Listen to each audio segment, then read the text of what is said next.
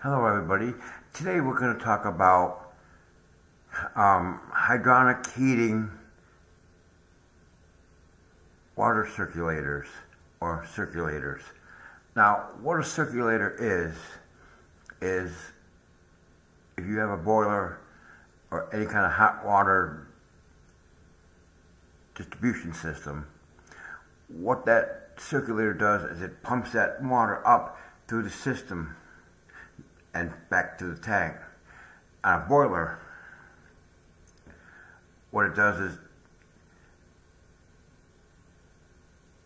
it pumps the water back for, usually it's on the return side of the, so in other words, you have a supply side that goes up, and that's your heating line through your house, and it comes back through the floor again and back down into the boiler, and that's where the circulator is.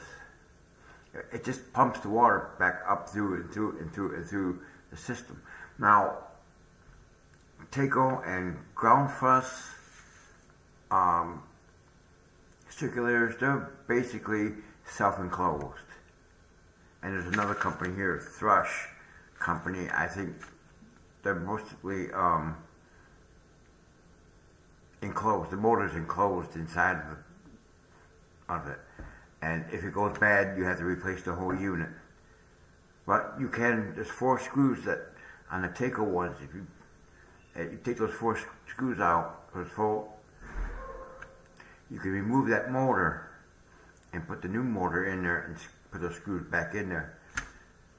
The bell and gasket, you can remove the motor, and it just looks like it's a standard motor. But now, some of the Taco ones are what they call ECM, an electronically controlled motor, or whatever. I've talked about ECM motors in the past. You have the regular Taco, I keep saying Taco, it's Taco, T-A-C-O, it's Taco. It looks like Taco, but it's Taco. Alright? So the Taco ones, the original Taco ones, you can't adjust the speed. There are some of the newer Taco circulators and some of the ground fuss circulators that you can adjust the speed. You have low, medium, and high speed. But we've gone a long way with that kind of technology in circulators really haven't changed. The only thing that changed in hydronic and domestic water circulators is some of them are ECM motors. Some of them have the adjustable speed. So it's set on low, medium, and high speed. And what a circulator does is it pumps your boiler comes on and it heats that zone.